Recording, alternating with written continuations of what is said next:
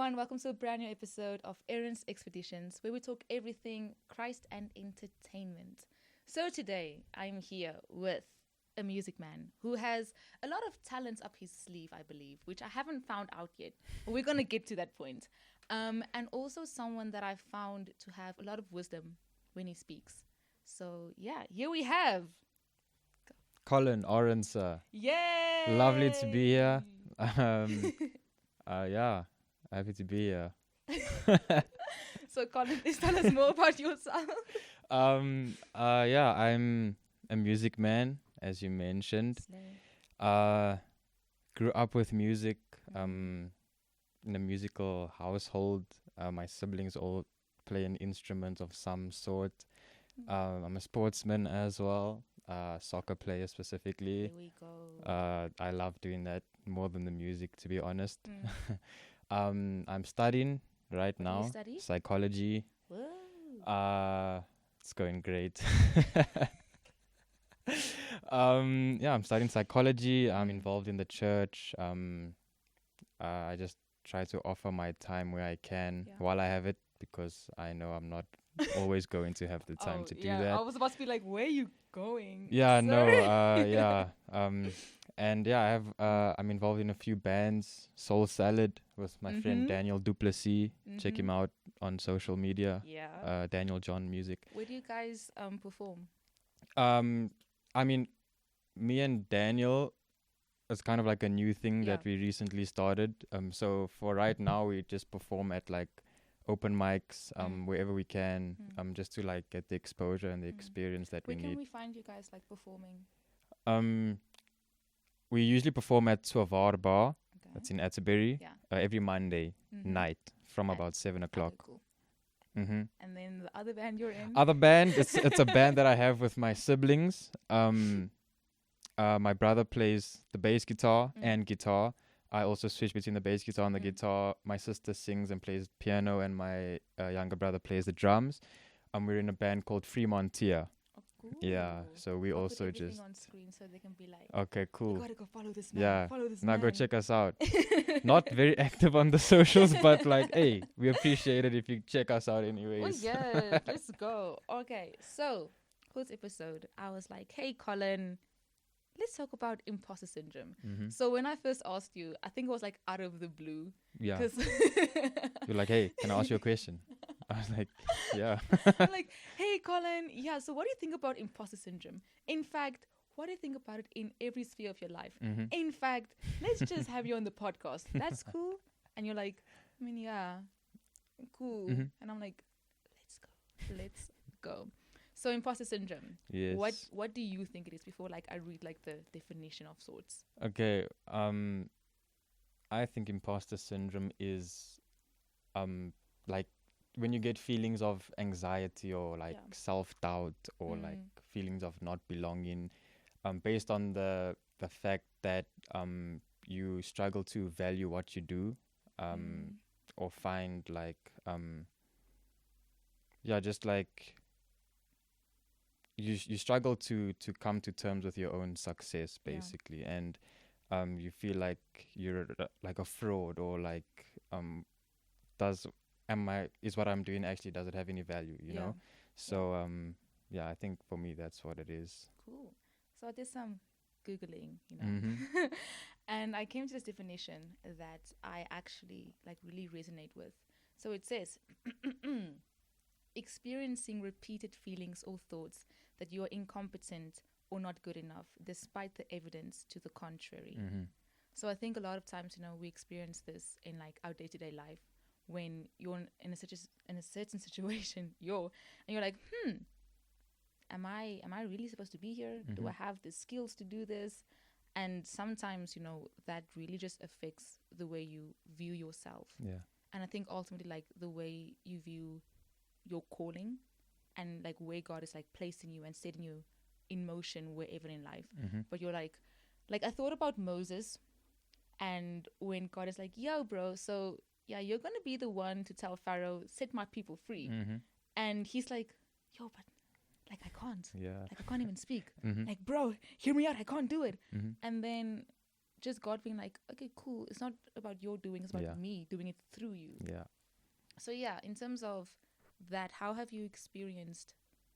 I think like if you could like highlight a moment where you really have experienced God working through you in despite your imposter syndrome. Imposter Imposter. Imposter. Yes. Okay. Okay, I can take it back to like an example with music. Yeah. So like growing up, we would play, me and my siblings. Yeah. We would play different concerts, different venues, different places, and in my space, the musical space that I grew up in, there were a lot of people that were more competent than I was, you know, or more experienced, or like they're older than me. They've been doing this for a long time, obviously, you know, they've developed their craft and stuff like that.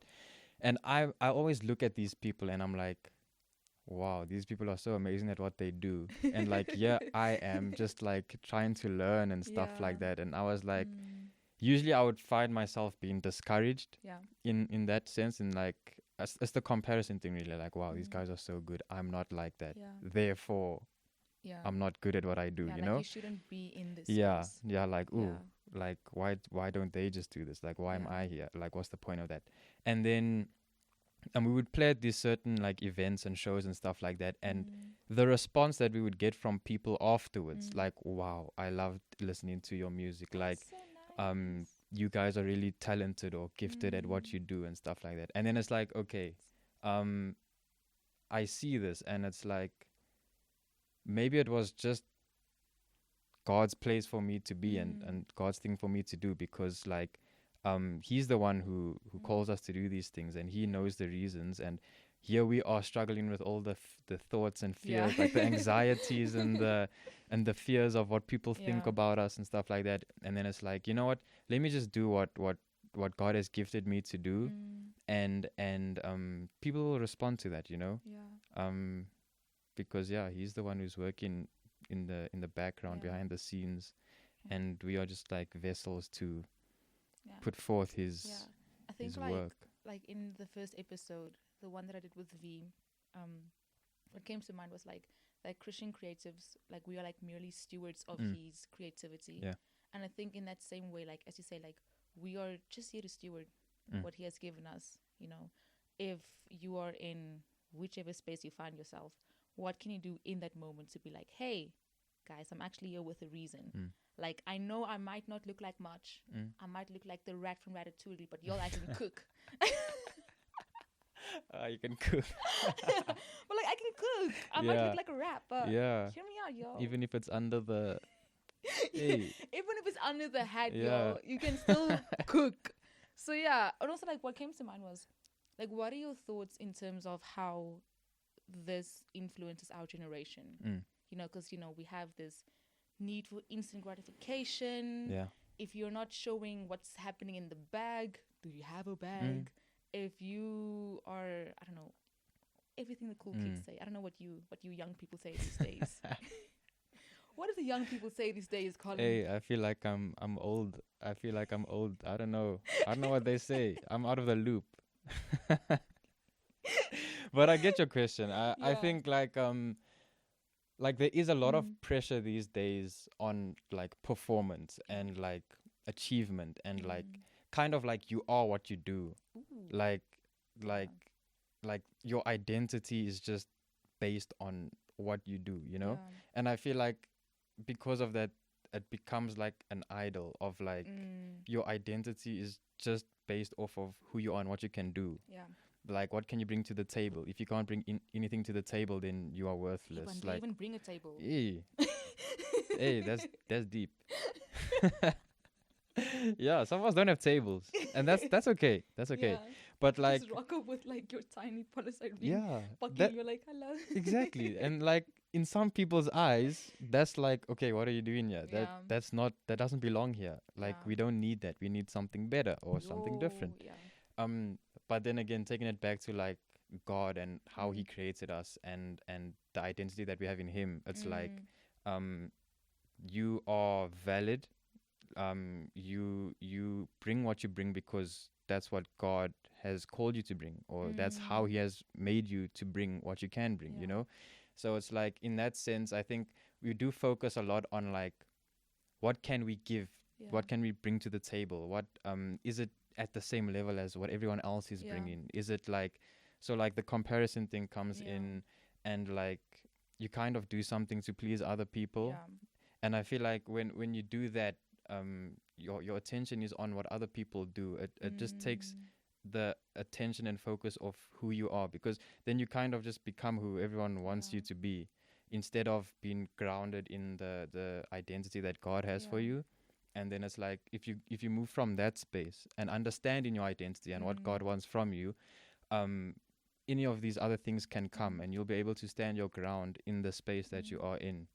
And in that sense, like, focusing your attention onto God and what He's called you to do and who He says you are, instead of what everyone else wants you to bring and what everyone else, you know, suggests and stuff like that. It's like a beautiful thing about like what I've experienced myself from, you know, feeling like a fraud, a fraudulent little delinquent, a little juvenile in my situations.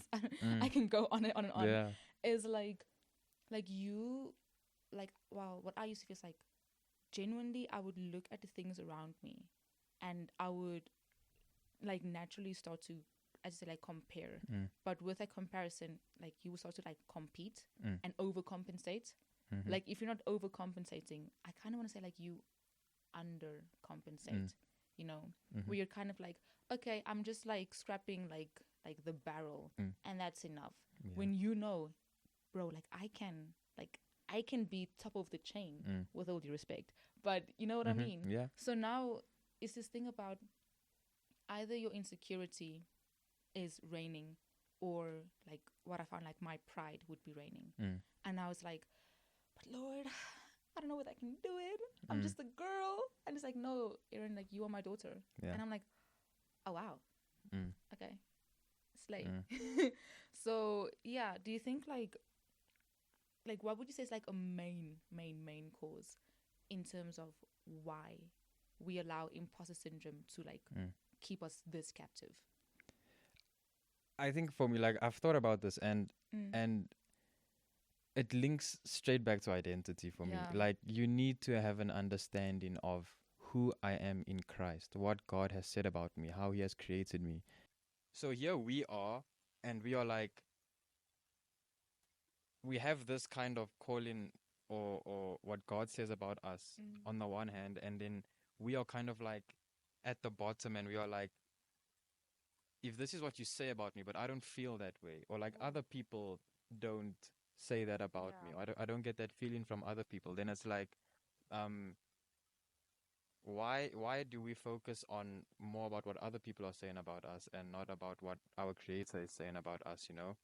And then I think also like what do you say about yourself? For myself, it's been the same thing. Like, it's the identity thing. And I think, because for me, I've gone through times where it's like, okay, I realize that I'm seeking the approval of other people. I'm constantly comparing myself to other people.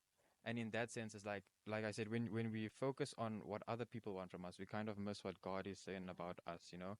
And God is the one who validates us in what we do, not like other people. Because like you say, we're in a world where it's like, what can you bring to the table? Like, what are you good at? Why are you good at it? How can you serve us, you know?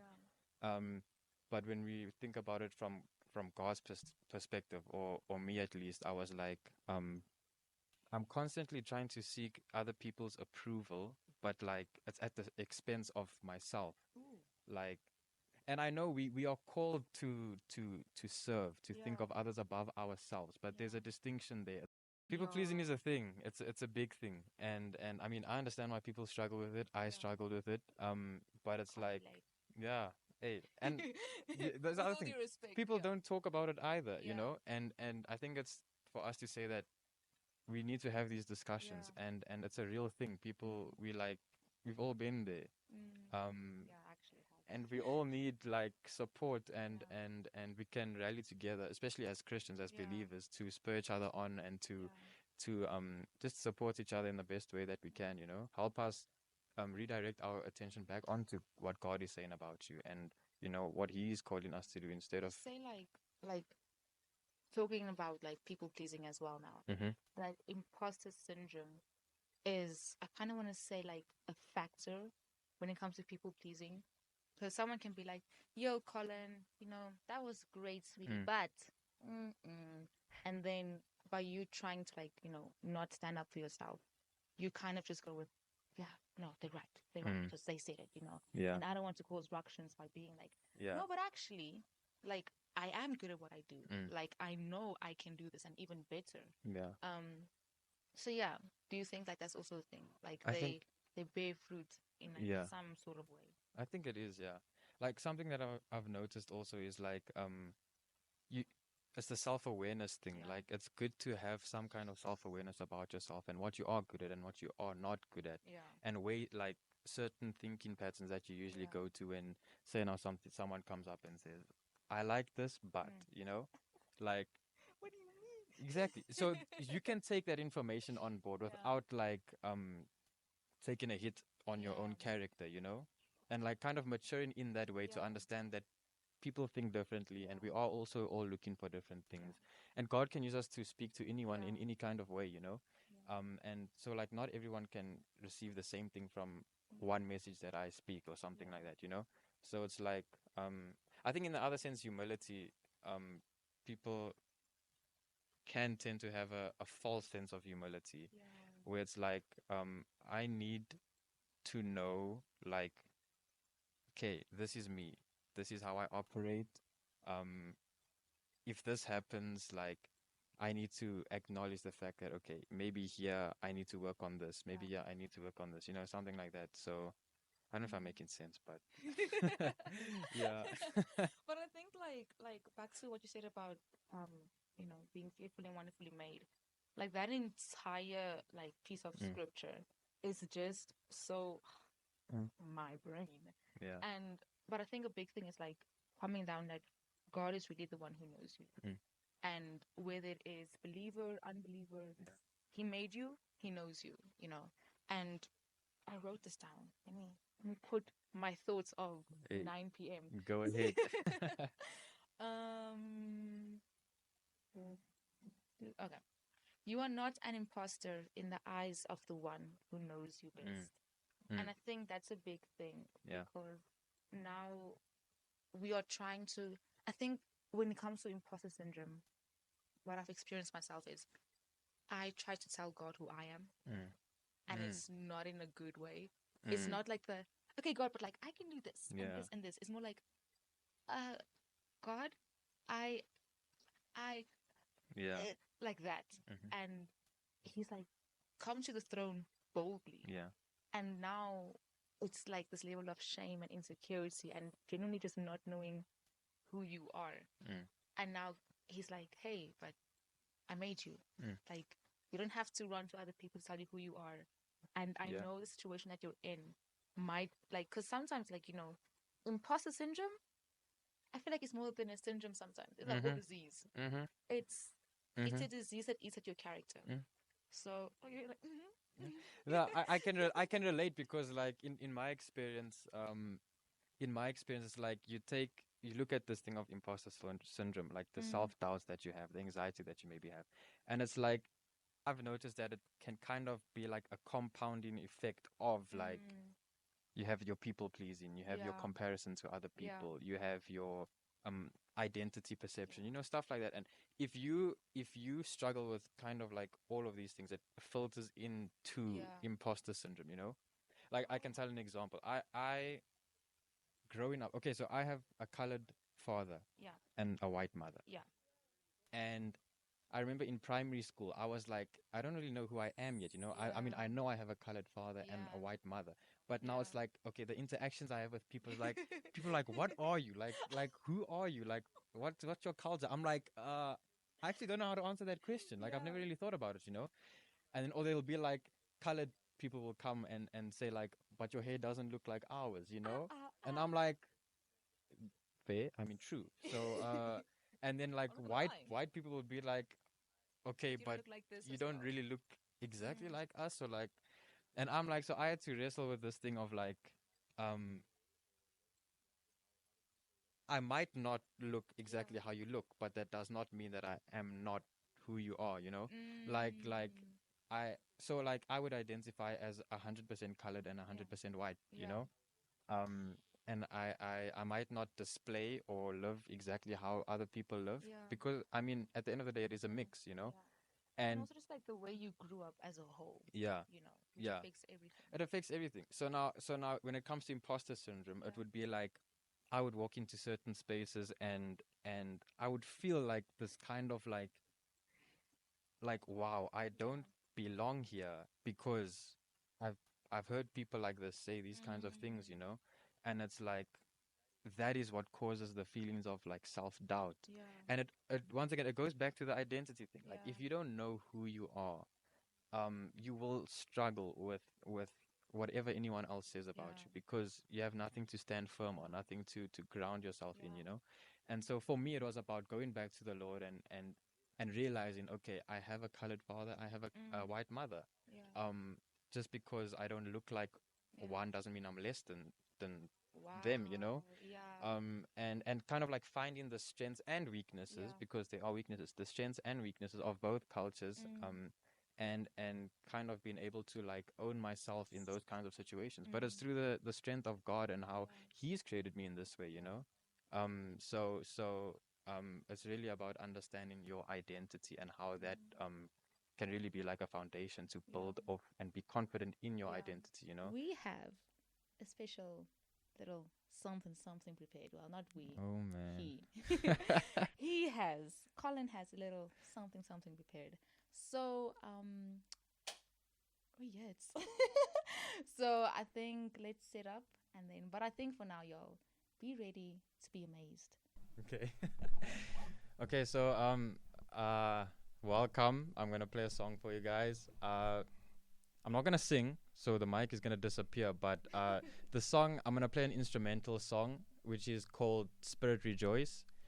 It's a song that my dad wrote a few years back, and we used to play it like our siblings in my band. We used to play it all the time.